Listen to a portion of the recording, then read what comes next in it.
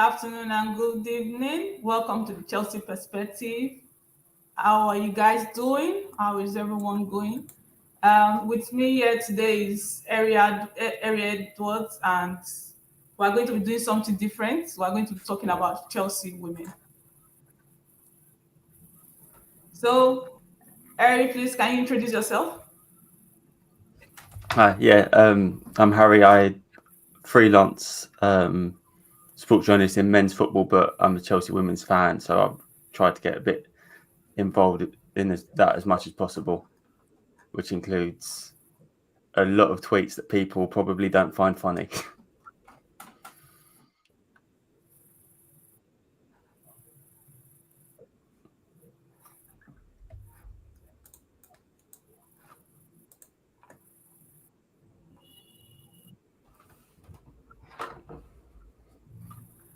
I do find your tweets funny, actually. Your tweet was part of the reason why I reached out to you.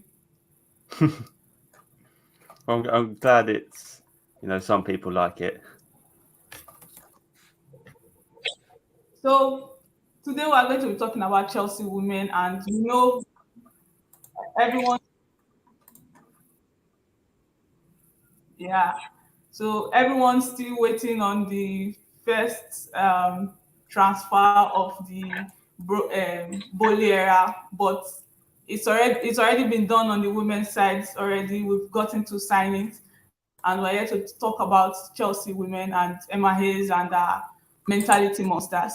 So first of all, the when we just got around February March period when the sanctions were still hot, people were skeptical about what Roman leaving and a new owner coming in could potentially mean for Chelsea women.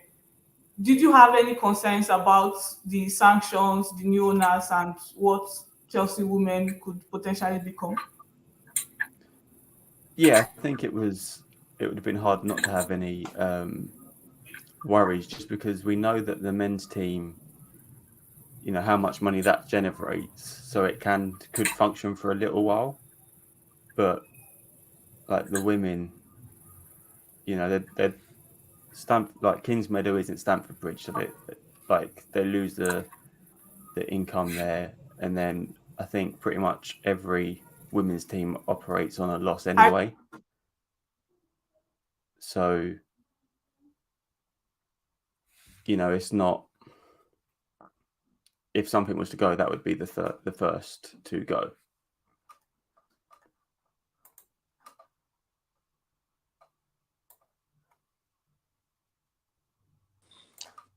Go ahead, Harry. I'm just going to be here until she comes back. It looks like she's having some connection issues, but I understand you said you were concerned, that the ban and the restrictions on the club were going to affect, the signing of players. But in the end, like the other day when I was talking with Louisa, she was excited. She told me the two signings, or you could argue both, or completes the puzzle for Emma Hayes. That's probably capable of doing more than they were able to do last season.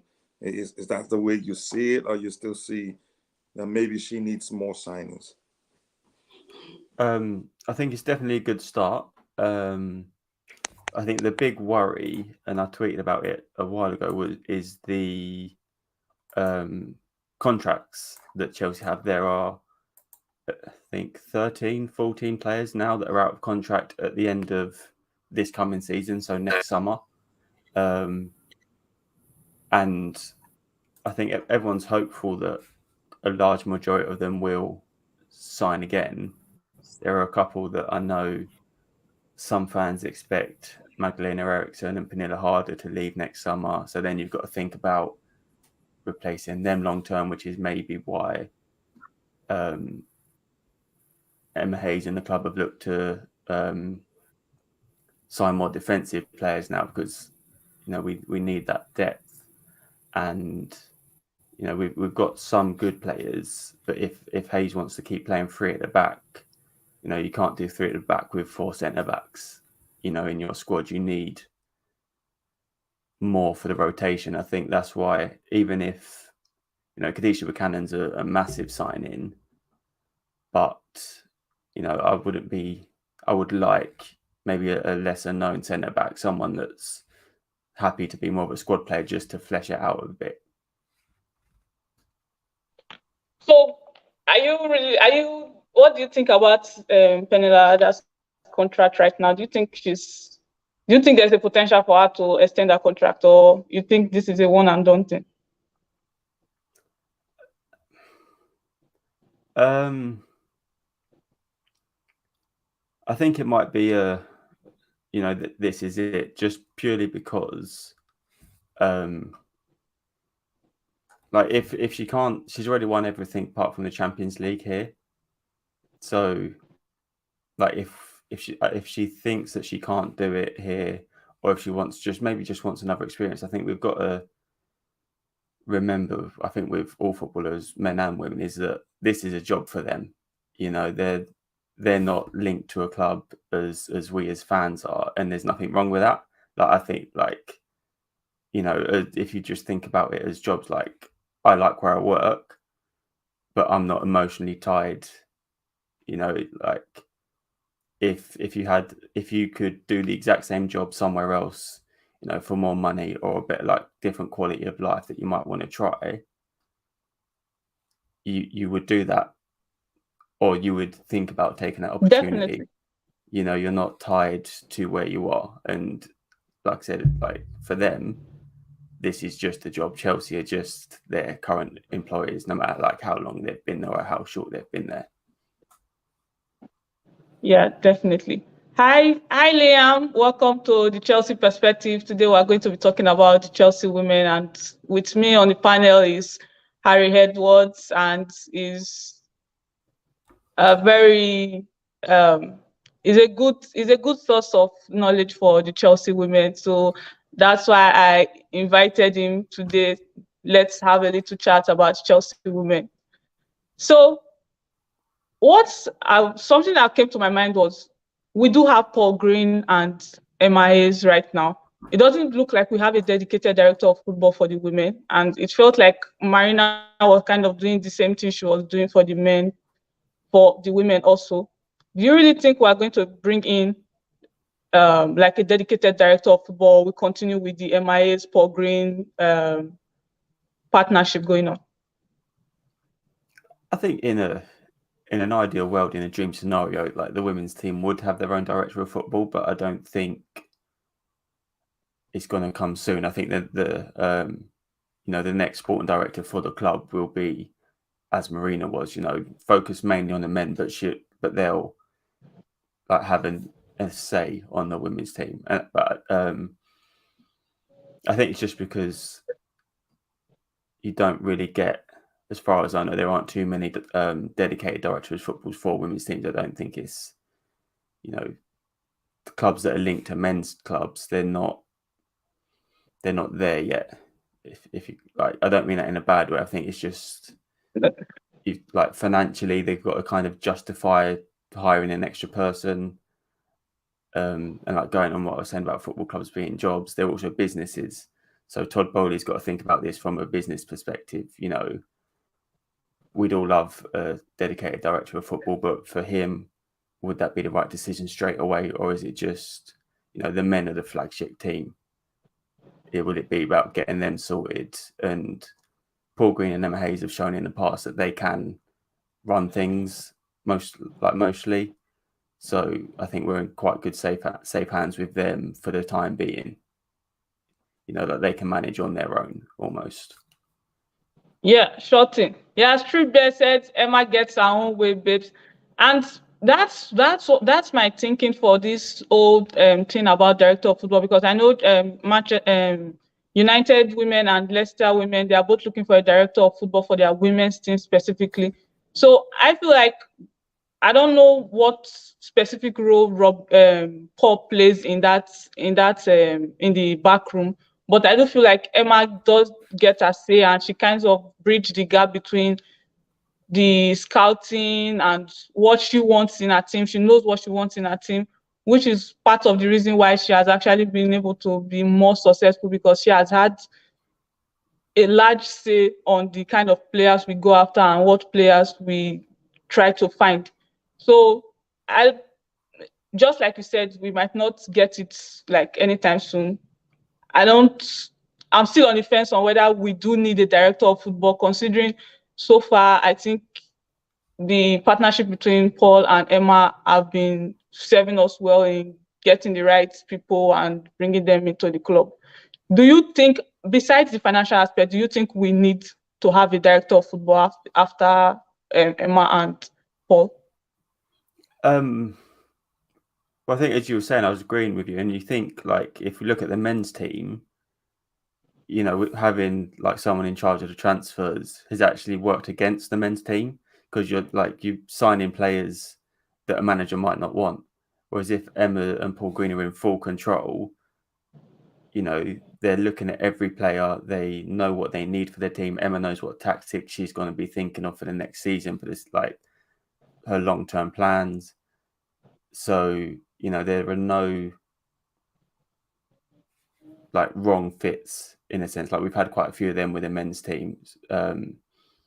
So I think with Paul Green and Emma, probably best not to have one. But I think it may be something that the club might look to do if and when like Emma eventually moves on. You know, like someone to just help build the club and mold the club.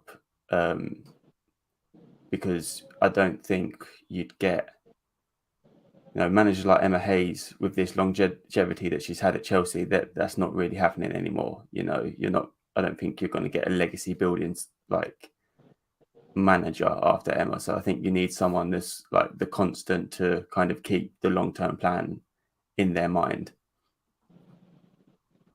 Definitely. So, hi Luigi, hi Viola, thank you for coming, and please smash that like button and subscribe to the channel so that we can keep doing more content like this. If you want to hear more about the Chelsea women, yeah, the Chelsea men also, the transfer window and everything that the club is up to, just we'll keep you up to date. You can ask the panel's questions in the chat box. We'll get to them as much as we can. And thank you for listening. And also, what's the role of the transfer window right now? We've got 3 outgoing players, and in Drew, Yona, and G, and they've all announced the clubs that they'll be going to. I felt like Emma has this kind of way where, yes, definitely G will be a big miss, but if you kind of notice over the past 2 seasons, our role in the team has kind of like reduced. So it's not really like saying it's not a big, she didn't leave a big hole in the team that would like need to fill because we just lost a starter or something. G became like that squad player, impact player towards the last 2 seasons, more so the last season we just played. And she's brilliant. We've seen what she can do. What do you think? What do you think about like G leaving, and what could potentially will need to happen in that midfield now? I think, like you said, you know, G as a member of the team last season is not going to be so hard to replace, because she wasn't, like, if everyone was fit and available, it was mostly Ingle and Leipold's playing, you know, and G wasn't getting in over the attacking like midfield players either. So, like, in that sense, it's not a miss, but her personality and her energy around the club, and especially for the players that are still there, will definitely be missed. With that saying that, though, I think she does need to replace, just because of the depth that we've got in the midfield. So taking out G and even being generous and adding Leupolz in, you know, there are 5 midfielders, like central midfielders, that Chelsea will have available, and that's including Charlotte Wardlaw, who played defence for Liverpool on loan last season and is probably like, I don't have any information or anything like that, but I would expect her to go on loan next Are you like maybe back to including Liverpool. LJ in that midfield? No, so I've got her slightly further forward, purely like central, and even then, like being generous and putting Jessie Fleming in there because I would have her further up the pitch as well. So really, you've got a midfield two of Ingle and Cuthbert, and that's it. Yeah. So you need. But what came to my mind? What really came to my mind when about this G situation? What came to my mind about this G situation is that they announced G's departure, and it was like going into the season, we already knew that G was going to leave, and it felt like there was no point trying to bring Lauren James in the manner we brought her, trying to negotiate, and then pay like a hefty sum, the transfer record for the WSL transfers. I kind of, in retrospect, I kind of understand why they made, why we made that deal. It felt like she was coming in to understudy G. I don't know if we didn't plan to play her at all the entire season, or if she was just like unfortunate with the injuries like altogether. But I don't think LJ was part of like this season's plan. She just came in to train with G, train with Spence also, because Drew Spence also kind of played in that midfield role. So Yeah, does the transfer kind of make sense to you now, knowing that G and Spence were going to live together? Do you think that we made the correct decision to bring LJ in for that amount of money, and knowing that we wouldn't be able to get, like, I don't think we got up to 3 full matches from her this season? yeah. So like I just got her. She played 12 games across all competitions, but only played 245 minutes. So that's like 20 minutes a game, like on average. I think like, I agree with you. She wasn't a signing for this season. I think there maybe some people might compare her to Chelsea signing Jessie Fleming the year before, but I think Fleming was more ready-made for the first team anyway. It was just finding a way. And I think with James, it was a case of, maybe even getting 2 seasons like where she's on the fringe and learning and getting used to the way Hayes wants her to play, and also trying to beat the Man United out of her kind of thing. Like she came from Man United in a bad way, kind of like they mismanaged her fitness. Like a player that age shouldn't have been playing, like, I think as much and with a heavy load as she was at Man United. But because she was one of their best players and they were trying to build themselves up as a WSL team, they kind of needed it. And I think it was last summer that we started hearing things about the conditions at Man United and how things weren't that great behind the scenes.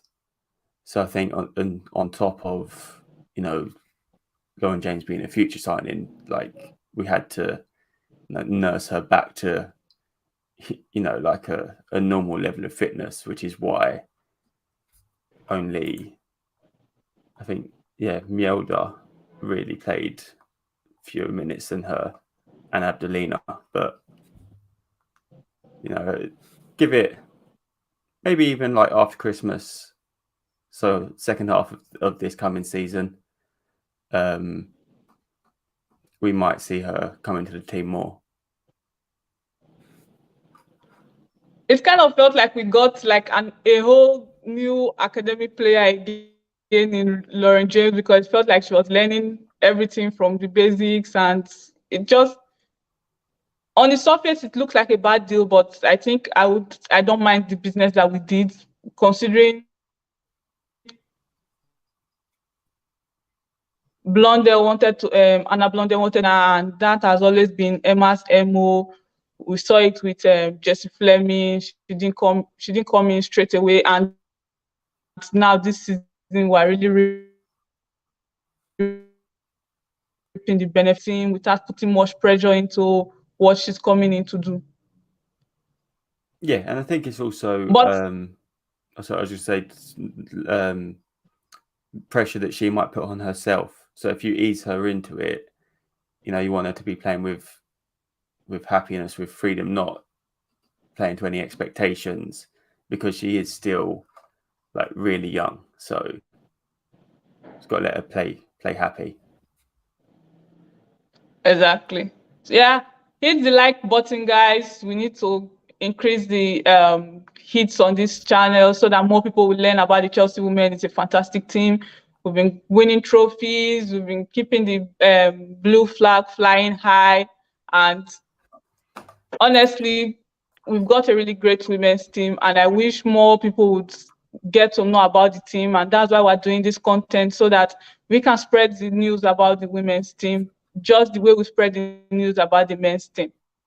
So we've got Yona leaving, which I kind of felt like, I don't know, correct me if I'm wrong, but I kind of felt like, obviously in retrospect, because at the beginning of the season, we were hearing some rumors, but nothing is ever real till it's announced officially. But we're hearing some rumors that Yona might want to leave and go back home.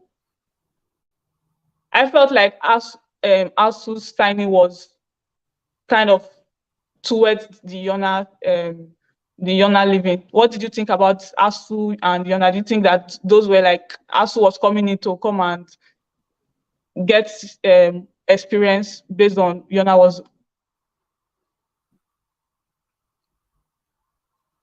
Yeah. outgoing? Yes, I think because it was round about this time last year that we were first linked with Elsa Abdelina, because I remember seeing a report and like not knowing anything about her, so I looked her up and looked at some of her play and her stats, but then nothing happened in that window. And I think it was okay at the time because with Emma looking to play wing backs, she used Gura Wright and Neve Charles, Erin Cuthbert at that in those positions, so we could manage without having Elsa Abdelina. But then I think you can tell, obviously, the fact that she came in January, that is clearly the goal, But again, like Jessie Fleming, obviously she had a really slow first half of the season because one, she's a young player coming to a complete different country. I know she doesn't speak English very well. She's got everything that's going on, with Russia. So she's got like so much around her. So I think she's been protected in that sense as well. But it's also and I know we get onto it a bit later. It's also why I think we made one of the signings that we made in Perisset, because I don't think Abdeline will be ready this season either. I think she still needs someone with experience to learn from, to play under, and so that she's not thrown in straight away. And like we saw with Neve Charles in the Champions League final last season, that was like a step too far, and we don't want to be in that position again, where just because you've got like a young, inexperienced player, we get exposed, and then there are some people that then target that player. You don't want that. So I think I'd be very interested to see how much he plays this season now that Yona's gone, because Yona was playing a lot more in the second half of the season than she was as first. So like her importance went back up again. Yeah. So Chelsea Women Daily said, in terms of quality, I think she's a huge miss, which I think they're referring to G. They said we can talk about our big name players. I still don't think any of our current players are as intelligent as her or as the ball vision she has. What do you think about this commentary? Oh yeah, absolutely. I agree with that. You like when she's, but I think what I was saying, like what we were both saying, is like we didn't really get that much of her like last season because she wasn't playing. So I think we've not moved on from that, but we found a way to play without that. Obviously, you do want someone like with those qualities in the team, and I know some other people have said it, and I think the same. I think Jessie Fleming's someone that can do that. she's maybe not as like magic as G is, but she's got the ball vision. She's, you know, got the on-pitch intelligence. If you watch a game and just focus on her, like her head's always moving all over the place, like looking around her, looking for space, looking for where players are, like always thinking 2 or 3 steps ahead. It's just about getting the most of that in the midfield, and I think that's what we can replace G with Fleming in that sense. Definitely. But right now we've signed Kadeisha, 5-time Champions League winner with Lyon. We've also signed Eve. She played with PSG, played with Lyon, then played with Bordeaux. She won Champions League with Lyon. She had won Champions League with Lyon. But now here's the thing. We've signed Kadeisha, who is mostly a CB. I'm not holding anybody to their position till Emma Haye tells me that this is the position they are going to be playing. And even at that step, I feel like we're 1 injury away from seeing Musovic in midfield. So what do you think is going to happen? Because now we have Millie Bright and Magdalena Eriksson, who both of them are CBs. They make FIFA 11. I think both of them made FIFA 11 this past game, and Millie made it 2 times in a row. What do you really think about getting a third CB where 3 of the CBs are starters quality? Yeah, I think that signing for me indicates that Emma Haye is going to stay with the back 3 and have Eriksson, Buchanan, and Bright as the 3 centre backs in, you know, every game that she can. Like, obviously there'll be rotation, but with everyone fit, I think it'll be those 3, because, you know, in a back 4, you don't drop Magdalena Eriksson, you don't drop Millie Bright. You, like, one, because of how they play for Chelsea and we know what they can do, but also you don't sign someone like Kadeisha Buchanan to have her sitting on the bench. You know, she is a starter, and, you know, this season, I think I said earlier, this could be Eriksson's last season, so maybe, you know, that there might be a back 4 in mind in the future, but I think for this season, yeah, that's your starting back 3: Eriksson, Buchanan, Bright. But then I think that's also, wouldn't want to say the word unfair, but, you know, you've got to feel for Anik Nower and Jess Carter, because they were brilliant last season, and I think they're going to lose out just because they're not Eriksson, Buchanan, and Bright. Like, for no fault of their own, it's just that they're not, you know, these 3 massive, like, stalwart centre backs. Yeah. So Ryan Potter said, in terms of the Champions League, Chelsea are not winning with Millie playing in the back. They need to upgrade that position. Well, if Kadeisha comes in and displaces Millie from the starting lineup and we win a Champions League, I wouldn't complain too much. But I feel like if Millie and Kadeisha have to play for the starting 11, my thought personally is that those 3, if Emma has the opportunity, she's going to start them as much as possible, maybe only resting them for the occasional cup games. There may be some WSL games where she might want to start now. And I thought about having those 3 CBs. Then we have now and we have Jess Carter. Before we were linked to, there's rumors about Amadine coming to Chelsea from Lyon. Before we were linked to that, what was actually going through my mind was we might end up seeing Jess Carter like playing in front of the CBs as kind of like a DM CB conversion role. What do you think about that? Yeah, I think she was signed as, like, someone that, I think we see it in the women's game a lot. There are a lot of utility players that can, you know, play. It is mostly like defensive midfield centre back. Sophie Ingle can do it, Maren Mjelde can do it, and I think Carter is someone, especially with her attacking like mindset, that we see when she plays as a right wing back or a right back, or even as the right-sided centre back, and like overlaps with the wing back. I think she is someone. She's, you know, she's good on the ball. She's got a good defensive head on her. obviously in an ideal world there would be an actual midfielder, but if like the business was done now, like if Emma come out and said no, that's it, you're not getting any more signings this summer, I think I do agree with you.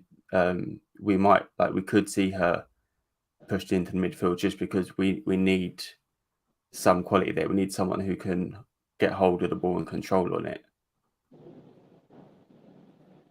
Yeah. So I feel like with the ASU transfer, we're linked with ASU around this time last year. So it felt like it became an issue to bring her in around summer last year, which was what I thought Emma was planning on, to get like a full season of her being like rotated with Yona and trying to get a feel for the game and all, with Jessica in and even Maran.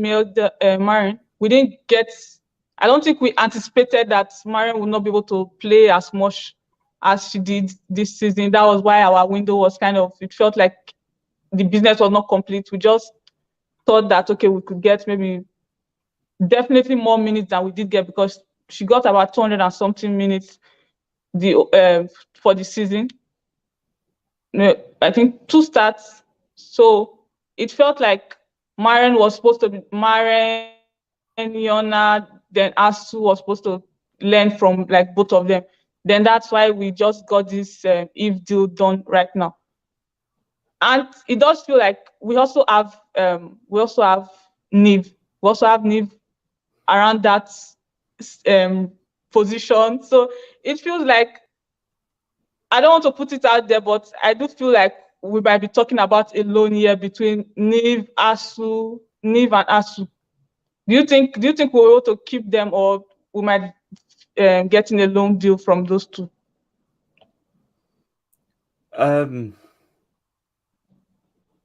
No, I think they'll both stay, because in an ideal world, we're going to have it like a long season. We're going to go far in the Champions League. We're going to go far in the FA Cup again.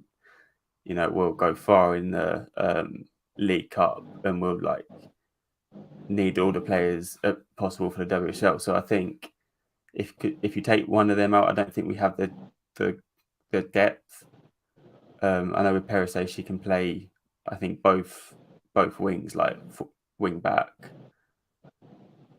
But say like worst case scenario, she gets injured, then you've lost that cover. So no, I could, the only players I could see being loaned out are like maybe Georgia Fox, like in terms of wing back. I don't think, I think Charles and Abdelina will be, there as maybe like backup wing backs. So I think she'll stick with them. Chelsea Women Daily said, just randomly asking, Harry, do you think we can surpass the heights we attained in 2021 season? No. That's a set-up question, because it's basically asking, do you think we can win the Champions League? Because that's the only thing that's the only blemish from that season. Yeah. I think I'll say no, but I think not, because I don't think we could. I think, like, say if we win the Champions League this season, I think maybe like the FA Cup or the League Cup will, fall away. And I think the 2021 season, it was just everything fit perfectly. Everything was just going in our favor, even when it felt like it was almost over. And Niv just celebrated her birthday, and the official account just posted that Niv goal in the Conti Cup against City, where it was like the 89th minute, and she came in as a sub. She just equalized, and we ended up winning that game and getting the cup. It felt like things were just going in our favor that game. Same with the Bayern game, the Wolfsburg game. Everything was just going. There were bumps, but you were already seeing that, okay, we're going to get over this hurdle till we got to May 2021, and something happened. Yeah, and I don't want to take away anything from the Barcelona team, but with the very early penalty that was a bit fortunate, that was just luck running out kind of thing. obviously we got outplayed on the day as well. But like to concede that early, that was just, yeah, we'd rode up like our luck at times, like you said, with Neves, Charles's. And it was a goal that didn't look like it was going to come. It was a goal that it didn't look like, you know, she had a real chance of scoring, but like it fell to her perfectly and she hit it perfectly. So when I watched the goal again, I just realized that goal was similar to Sam Kerr's goal against United, the second one. Yeah. And it was assisted by Guru. Yes.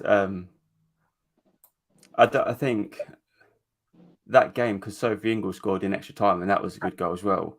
I think that gets more attention because it's Sophie Ingle and she can hit it like that.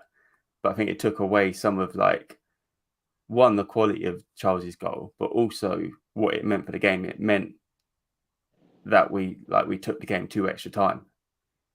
You know, so I think that was, off the top of my head, like the best Chelsea goal from that season. Definitely, because it felt like even the commentators had already said it that City are in the Conti Cup semi-final, because that was the quarterfinal. City are in the Conti Cup semi-final already, and then 89th minute, it didn't feel like it was going in, because I even watched the goal so many times, and I'm like, even Hada, Magda, both of them, they were just by the box there looking at this thing. It felt like even they didn't know it was going to go in, because they just stood still and they were just watching it. And we didn't have Kirby on that game, because I remember as she was on the sidelines, it just felt like because the Care and Kirby partnership was going smoothly for us well also. So it felt like we were also losing because she was not in the game, which was unfair considering that we can't play her every game and we still need to win even if she's on the sidelines. So that game was just one of the reasons why last season was good. And then this Bayern second leg, after we lost the first leg, it gave me hope, and I felt like it made me feel like it was our time. So losing the Champions League final the way we did just kind of brought me back down to earth, that it felt like we were really riding on a lot of luck most of the seasons. Yeah, and I think we, like, you were allowed to get like swept up in things. I think I think Chelsea fans got a lot of stick for the confidence and the happiness that we went into the Champions League final and celebrating the semi-final. It wasn't because we thought we were going to win the final. It was just that the run, like I said, especially the Bayern game, had like lifted us so much that we were just happy. You know, like the first Champions League final for the women's team as a club. Like, none of us underestimated Barcelona. We were just focusing on us.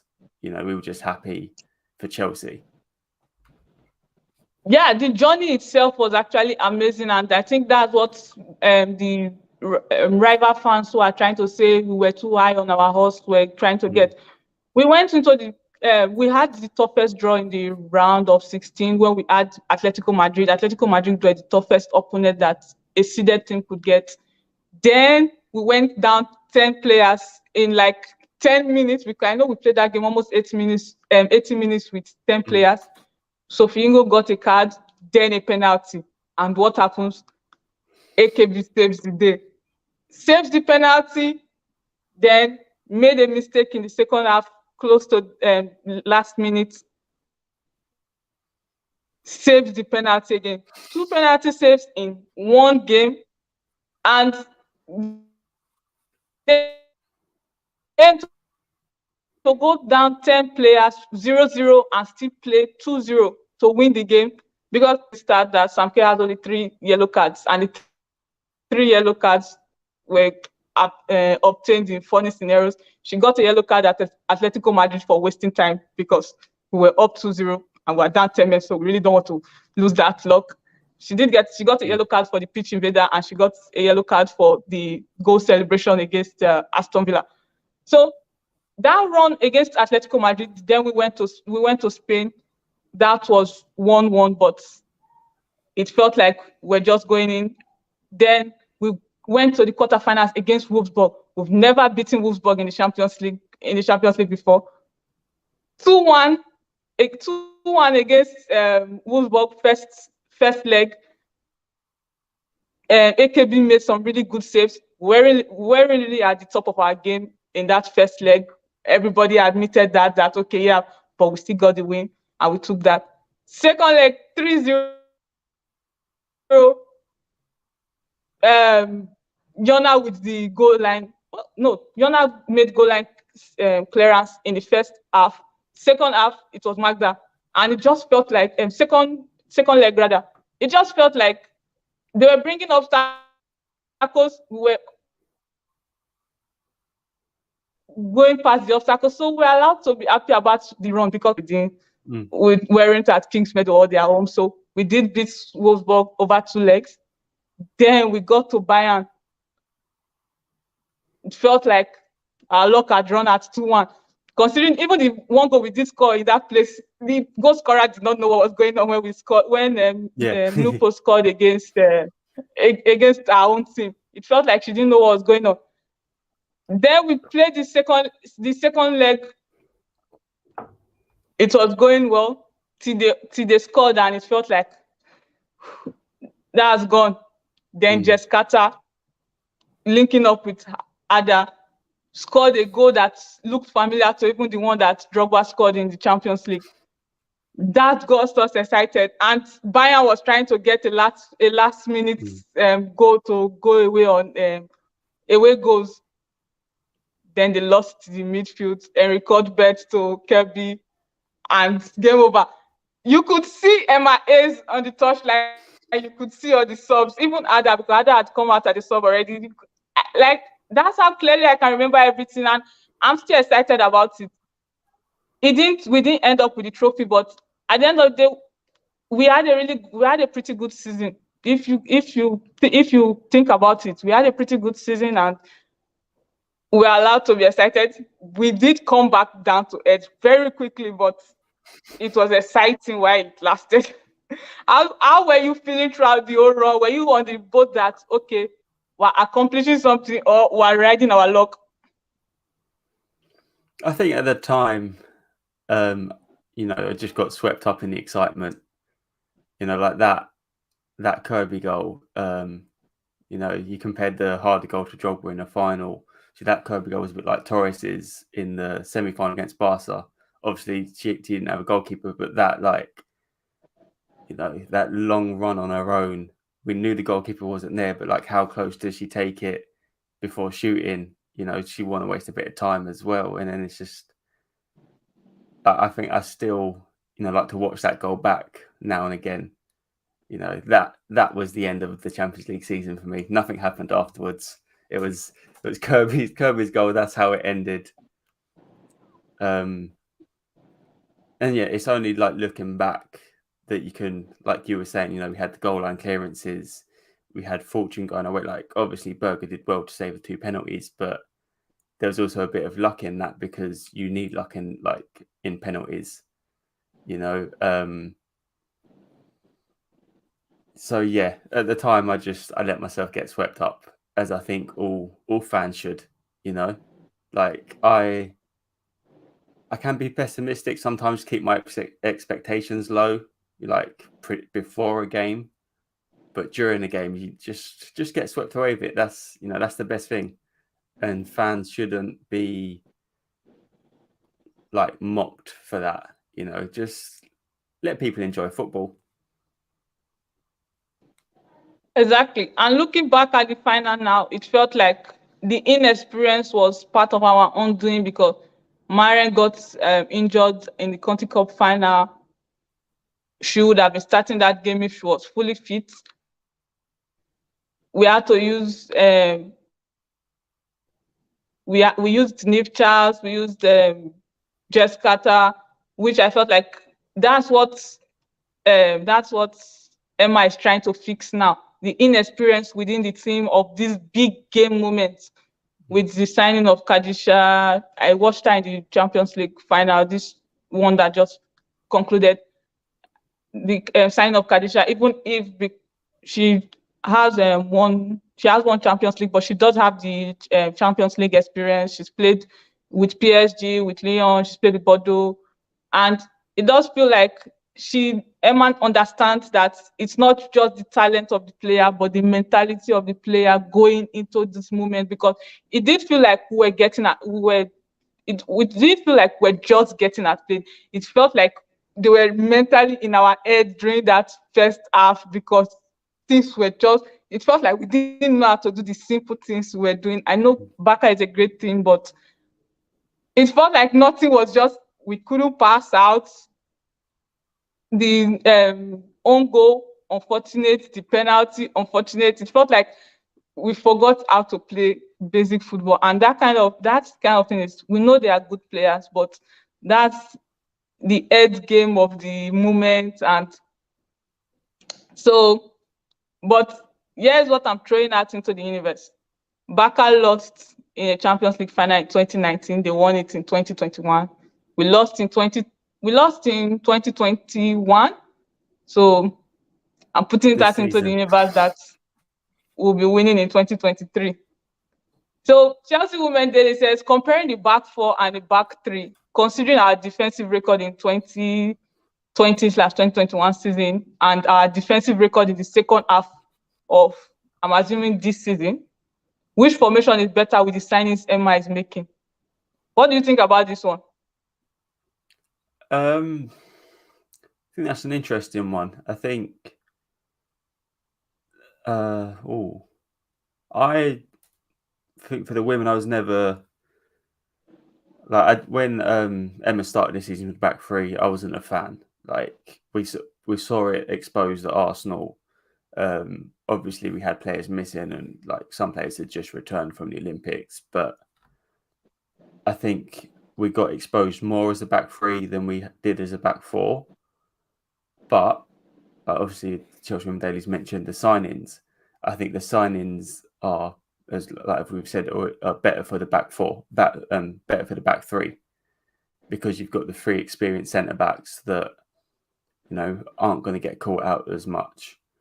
And there was the comment earlier about Millie Bright, but if you've got her alongside Buchanan and Eriksson, if Bright doesn't have a good game or like something like happens, like a mistake, you've got Buchanan, who I would put in the middle of the back three. So you've got Buchanan next to her that is just going to, sweep up the danger.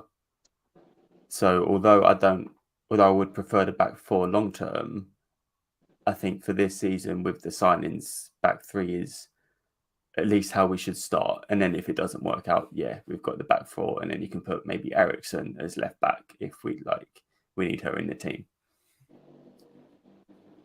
Definitely. What my thoughts are on this back three versus back four is that we might end up having to rotate that from team to team, because these three CBs we have now, those are chef keys for England's games for a back three, and I'm expecting 18 clean sheets at least 18 clean sheets out of these 22 games we are going to be playing in the league with that back three, with those three as our CBs.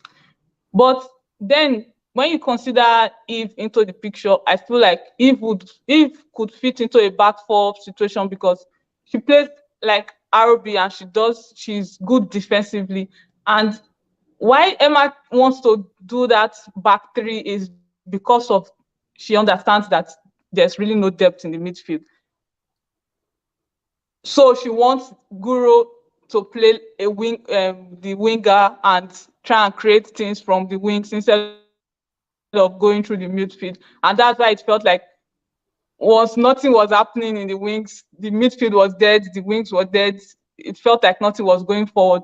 So it's going to depend on the back three and the back four. It's definitely going to depend on game. We know Emma loves to rotate things and all, but we're going to majorly see that back three. And I was skeptical about it last season, just like at the Arsenal game, but I did kind of give that Arsenal game a pass because most people did not have a preseason. Most people just came straight from the Olympics. Sam Kerr and Kirby, both of them, they did not start that game. We had Ada who went through a preseason because she was at the Olympics. Jessie Fleming also, midfielder, not at full strength by the time she came from the Olympics. So that back three, and obviously Beth Mead and Midema, both of them, they were running riots at our back three. And when you have Millie and Carter, it felt like we were just getting overly exposed. But I did think that Jess Carter kind of evolved and grew into that back three and development, because even minus the three CBs we did, the three CBs we've mentioned now that we have to work with a back three, I felt like we got better using the back three, and Magda was out most of the season. Even now when was good in that back three situation. Yeah, and I think also it's just come to mind that obviously Emma's very fluid in games with her like formation. So back three, she might start with a back three. And I think we saw it towards the end of the season when Eriksson came back and she was on the left. They might have started back three, but then it turned into a four. You know, you had Wright and the wing back pushing forward to be a winger, Eriksson then moving out to be left back, and then I think it was normally Carter, you know, dropping as the right back, or Charles dropping that back as the right back. So I think with the back three, you've got more chance for that fluidity. You know, you can switch it to a back four with the players that we've got. Whereas if you start with a back four and for whatever reason you need to change it in game to a back three, you know, that the option's not there as much unless you put, like you said, Carter in midfield. If you start Carter in midfield, then she can drop back. So yeah, I'm like I said, I'm just repeating back three for now, but then we'll see. Yeah, we do have a good defensive record when Nawen plays, and I think you made a thread about Nawen's our defensive record when Nawen plays, and it's actually pretty good. And considering she's going to be she's definitely going to be getting less minutes than she did last season when we go into this season, when she has to share. I don't think Eve is going to start every game. Yeah, I don't. Kadeisha maybe league, definitely start all league games, but I think everybody is going to get time. That's what we noticed. We noticed that towards the second half of the season, also when the people got injuries, started coming back in, our rotation got better. We're making subs early and all. And I don't know if it translates to the women's game also. The 5 subs, did it translate into the women's game also? Yeah. So women's had 5 subs last season, while men still had 3. So we had like the opportunity to use. So that's a mainstay now, and yeah. So yeah. I think we'll be able to convince them to.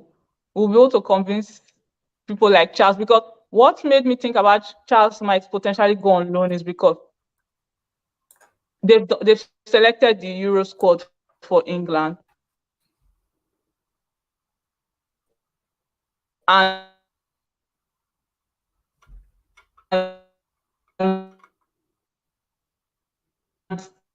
now next year is a World Cup year. And even before the Euro selection, when Serena was having people in camp, England was playing, it felt like Charles had just 8 minutes throughout the Serena era so far. So I do feel like Serena might be skeptical about playing Charles more because of the game time she's getting at Chelsea. And maybe Charles has had a conversation with her. I don't know how that would work, but she might be encouraging Charles to get more minutes. And more minutes, she definitely will play at Chelsea, but I don't know if she will be satisfied with the minutes she could get at Chelsea if she wants to make this 2023 World Cup. What do you think about it? Like, at game time, the World Cup taking into consideration, and plus the fact that Serena had her for like 2 camps or 3 camps now, and she only played her 8 minutes in the friendly, in the Arnold Clark Cup. Okay, she got 0 minutes in Arnold Clark Cup, I remember. She did get 0 because I remember her and Zelen both got 0 minutes in the Arnold Clark Cup. See, I think for me, like Charles's biggest issue with England is that, well, I guess for Chelsea, that she doesn't have a set position. Like, what would you'd probably class her most as a wing back at Chelsea? In England, don't play wing backs. So then at England, you're pushing her into, if you're playing a 4-3-3, right wing, left wing, where she's contesting with Beth Mead, Chloe Kelly, Lauren Hemp, even Nikita Paris, like players that have been playing as wingers all season.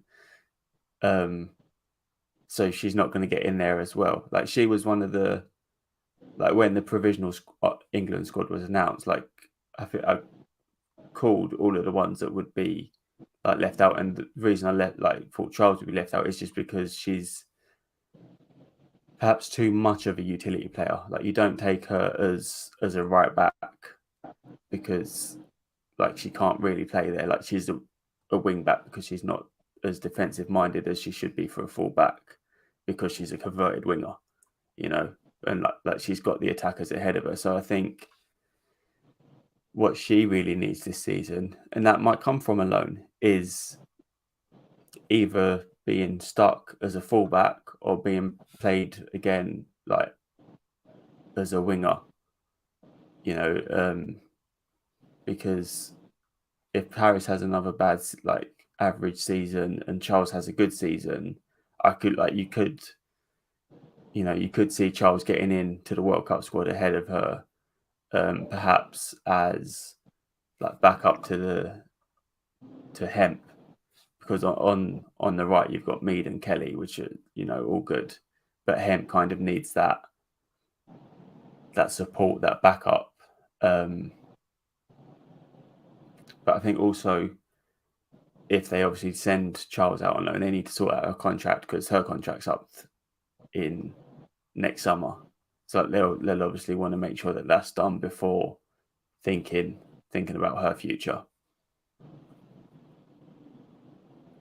Definitely. So guys, please smash that like button, subscribe, and share this show so that we'll reach more people and we'll be able to create more Chelsea content, Chelsea women's content, Chelsea men's content. Yeah, we are one club and we try to push all our players as much as possible.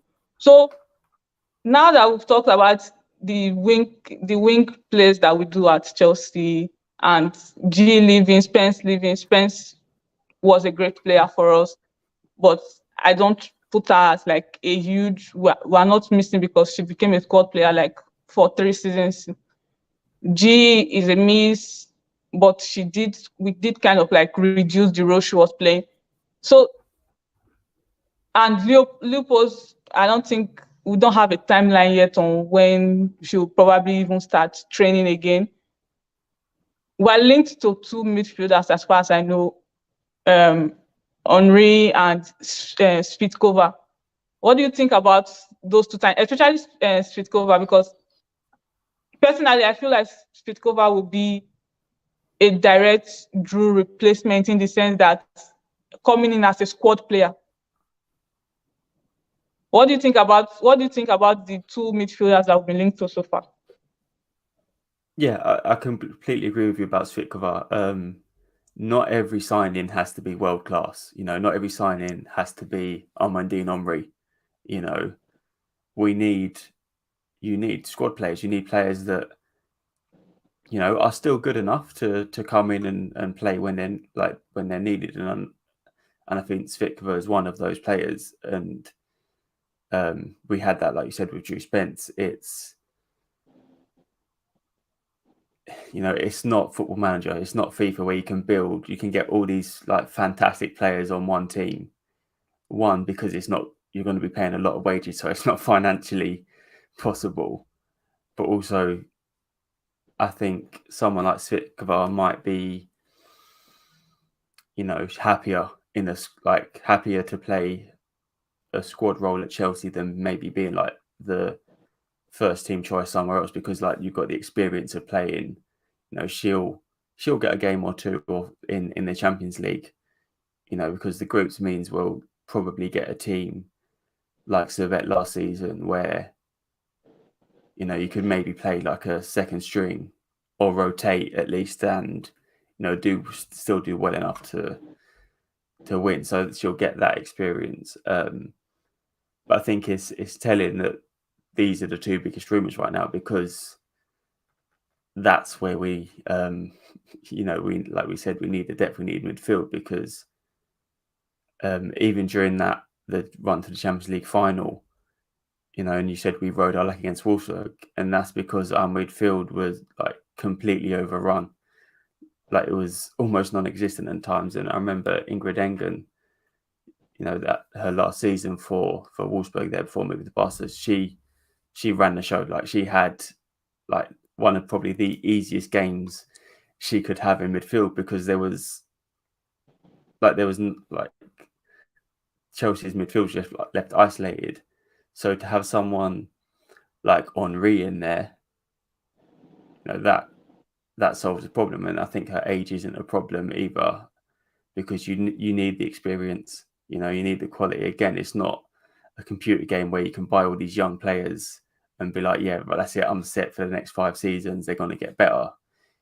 And it again goes back to what you were saying about the Champions League final. The young players there, they didn't have the experience, they didn't have the mentality, whereas Amandine Henry, she does. Her and Buchanan together would be, like more Champions Leagues than the rest of the WSL players combined, I'm sure. So I know there were some Chelsea fans that weren't happy with the Svitkova links, because again, like, she's not quality, but we could do with like getting her. Definitely. And Chelsea Women Daily is asking, what's your take on women's team playing important matches like the Champions League and possibly matches against the top 3 in Stamford Bridge? Personally, I don't recall if the group stage is going to be having VAR. You can correct me on that, but I do know that the knockout stages will be having VAR, and as such, we'll probably be playing, hopefully, if we do make it out of the group stage, we'll be playing our Champions League matches at Stamford Bridge because of the provision of VAR. Emma has talked about it, that she personally likes King's Meadow because Stamford Bridge is almost like an away match, if you think about it, for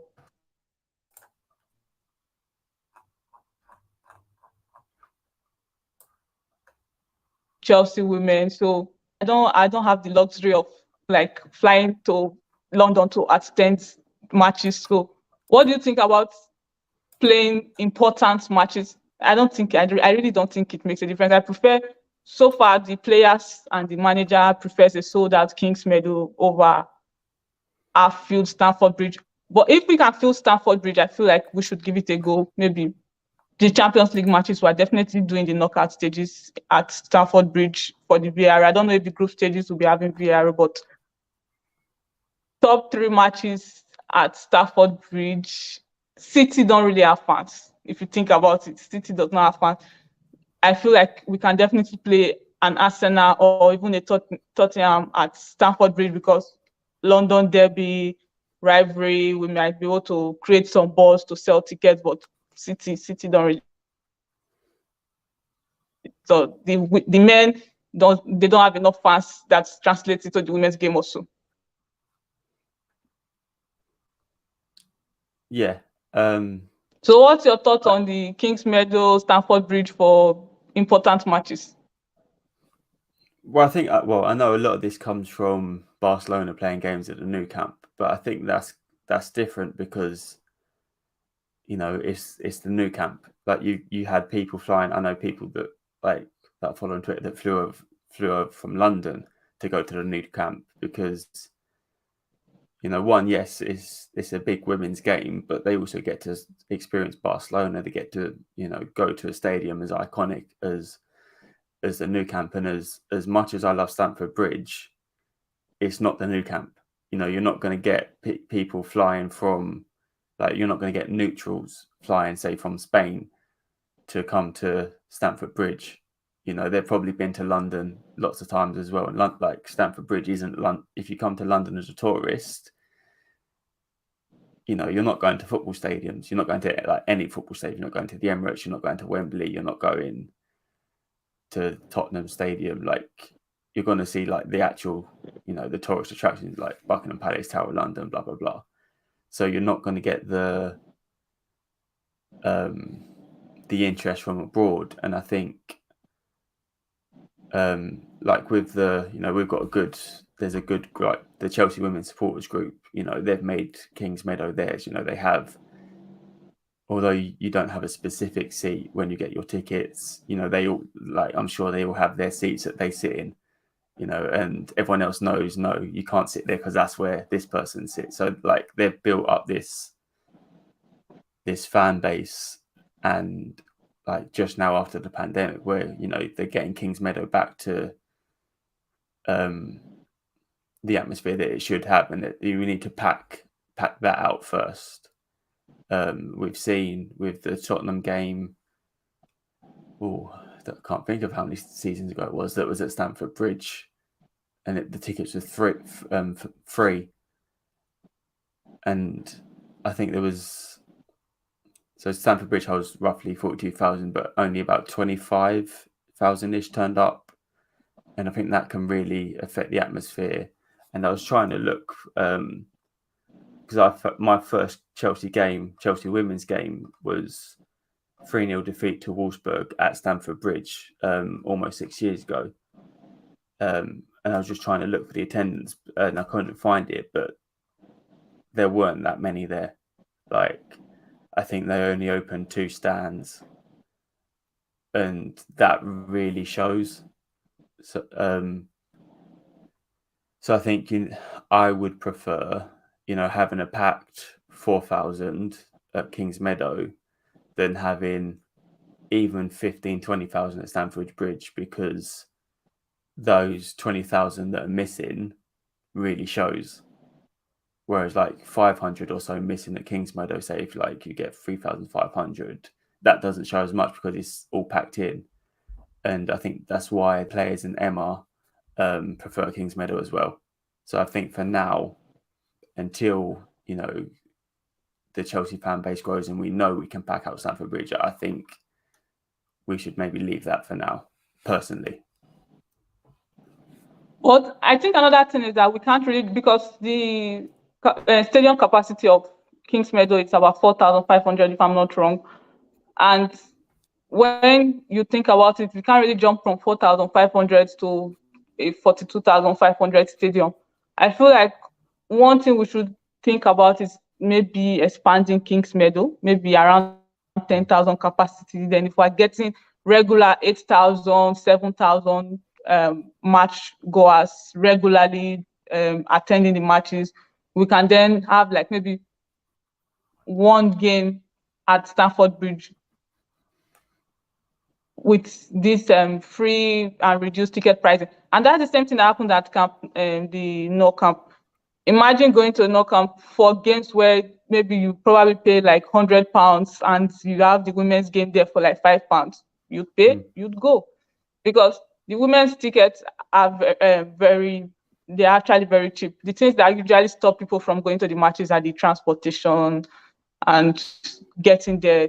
And the women's game is like really more global than concentrated in a particular city or something. So you see people supporting Chelsea women from all over the world, wishing they could go to games, but you can't really justify the amount it would take you to travel to a women's game, especially from someone like me that I'm in Nigeria now. I'd have to get a visa to come to the UK.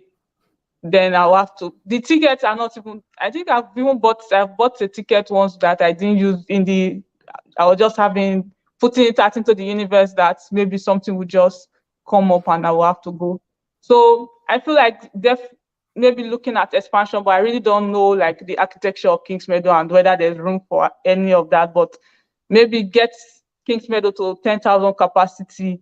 Then we can be trying to market that and getting like maybe 8,000 dedicated match-going fans, regularly, week in, week out, then the atmosphere will definitely increase. Then we'll know, okay, maybe we'll market the Champions League games now that would need VAR. We're definitely doing that at Stamford Bridge. So I'm hoping that the marketing for that will be top notch. And if we were able to get 15,000, 20,000 people against Tottenham, I'm expecting that maybe we'll get a good billing match, maybe against Wolfsburg or Bayern, somebody we can win against. Because you don't want to get to Stamford Bridge then lose over.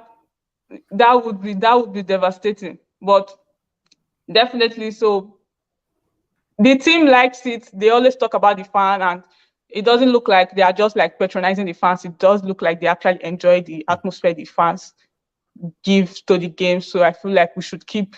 If it's not broken, don't fix it. So that's where we are at right now. And do you really?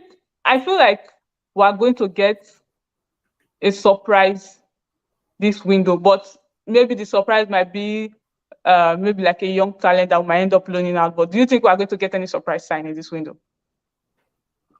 I hope so. But like for me, a surprise would still be someone like, a name like Lena Oberdorf, who every Chelsea fan wants, but no one, none of us expect us to get her. It's a pipe dream. Or like a few years ago, the surprise for me was Jessie Fleming. I enjoy watching Canada when I can from the World Cup the year before, and I became a fan of Fleming. But I never once thought of her signing for Chelsea, and that was one that was just open up Twitter one day or getting a notification, Jessie Fleming signed for Chelsea. It's like, what? So I think most people would get that, with Perisset and Buchanan, there were the rumours in there, it was, even though nothing was confirmed, we kind of all knew that they were coming. And I think the same with Henri, we've got the build up. So if she comes, it's yeah, brilliant. But it's also we know she's coming kind of thing. So a big name like Oberdorf.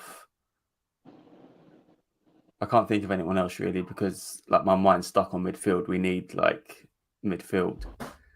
So that's my hope. That's my hope. I'm putting this out there. I feel like what's going to happen is we're going to get Henri this window for 2 years. Then we're going to get Oberdorf in the summer of 2023. I'll take that. I'll happily take that as long as she's here. I'll take it. So I have the loanings. I wrote down the people we have on loan. I don't know if I got everybody. Emily Oman, Charlotte Wardlaw, Georgia Fox, and Adi Beaver Jones. Did I miss any of the loanings there? Can you remember any other loaning we have? No, that's everyone. So I'm thinking, do you think any of them will make first team? Personally, I don't think any of them will make first team. I feel like we'll send them back out on loan and maybe sell. Okay, I don't think anyone's contract is up, but we'll definitely send them back out on loan. Yeah, I think all 4 of them. Let me just check. Yeah, all 4 of them contracts are up this summer, but they've got an option to extend till 2024. So they're safe to be loaned, and I think.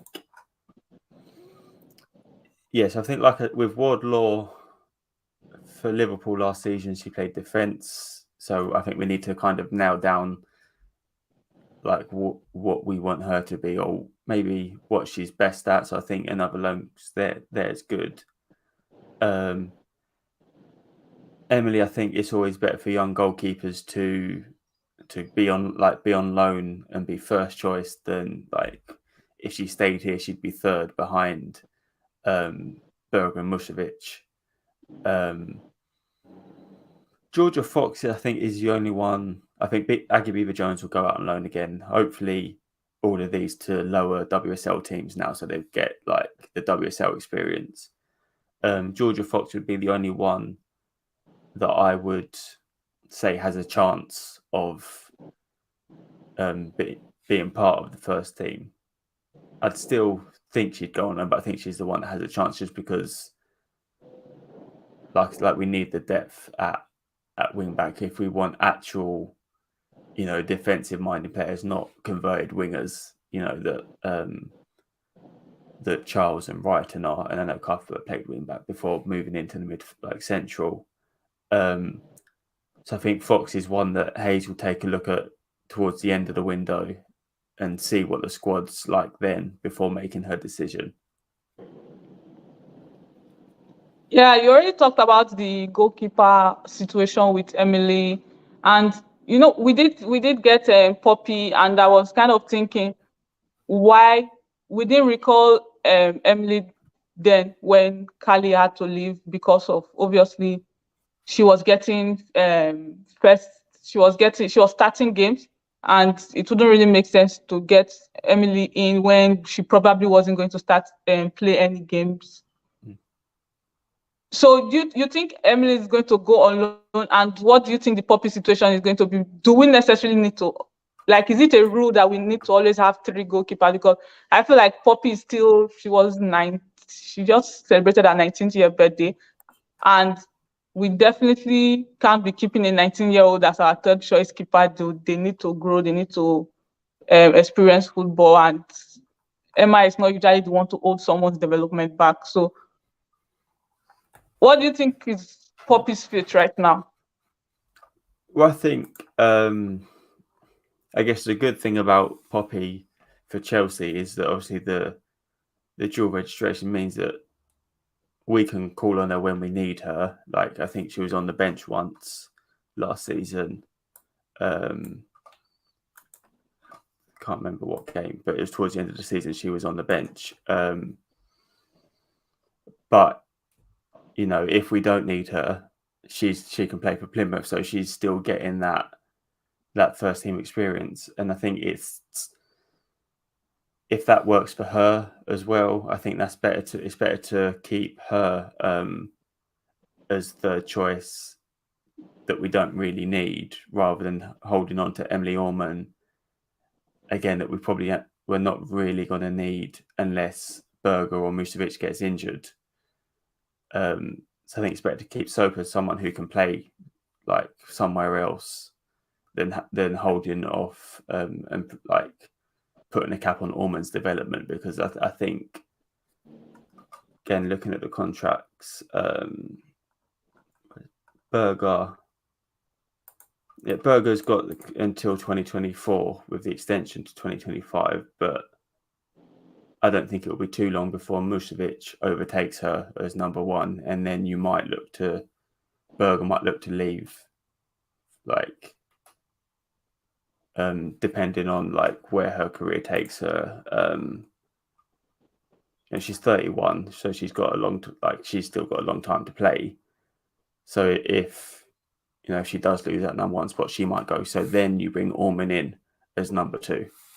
So I think for now, keep Sopa in the dual contract, and then let Orman go on loan. Yeah, that's what I was thinking too. And the England goalkeeper situation is very precarious when it comes to, because I do feel like so many goalkeepers are going to miss out on representing England purely because the goalkeeping situation they have right now, they are really very young. They still have at least 10 to 15 years, considering even if Epps leave, there's Sandy McIver waiting just behind Roebuck and Hampton. I really don't see. It's really going to be a tough day for goalkeepers of English nationality. So Chelsea Women Daily said Ballon d'Or chances for Sam. Personally, I feel like because Australia did not really go that far in the Asia Cup, but she did get the Golden Boot, so that is a plus for her. WSL Golden Boot also, champion, FA Cup, but the Champions League again is going to be a minus. Then this is a Euros year. There's CONCACAF, which I think what's going to happen is the winner of the Ballon d'Or is really going to come based on the performance of Euros. Like that's what's going to separate. That's what's going to like count for or against. If Spain does well, maybe end up winning or get to a final, Alexia might be there again in that situation. If France does well, maybe Wendy Renard.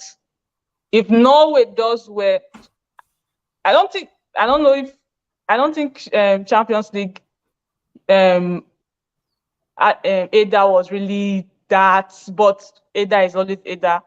I don't know if Norway does well, maybe Ada can get into the conversation. It's just like it's a very interesting for neutrals or people who really don't expect much from the individual awards. It's an interesting situation because there's really no clear favorite, just like Euros. There's no clear favorite for the Ballon d'Or right now because anything thing is still up in the air, still undecided. If Barca had won the Champions League final, maybe it could be swaying towards Alexia.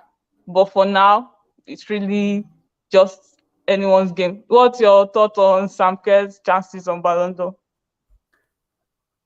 Yeah, I think, you've summed up what I think perfectly. It all depends, on what happens at the Euros. It's so tight. And I think, yeah, Sam and Australia not going far in the Asia Cup will definitely hurt her chances because it's a major tournament year. Like if the Euros weren't played this year, I think she'd have a better chance. But her season's like done now, and obviously the Ballon d'Or now is not calendar year. It's like from season. So the Euros is the cut-off point. Like once the Euros are done, but that's the last thing that you should be taking into consideration for the Ballon d'Or. So Sam's not playing anymore, so Sam is relying on, like you said, Putellas, Wendy Renard, and probably Ada Hegerberg having bad Euros to like fully be with a chance. Because like we all know how good Sam Kerr is, and the numbers show it, especially when she plays fewer games than like Putellas does in the league, because they play more games in Spain than we do in the WSL. So like she's got more chances to score goals, even though she's a midfielder. She's got more games. It might just be that Chelsea not going far in the Champions League last season, and Sam, she still scored 4 goals in 6 games, but that's in the group stage. I think that might be the main reason she doesn't win it, and I don't think she will. Maybe top 3 again, but I just can't see her winning it. Yeah, me too. So yeah, we've talked about Chelsea women. People have contributed in the chat. It was an interactive section. We answered a lot of questions, and thank you to Ari Edwards for making our time. It was a pleasure speaking with him on the Chelsea perspective.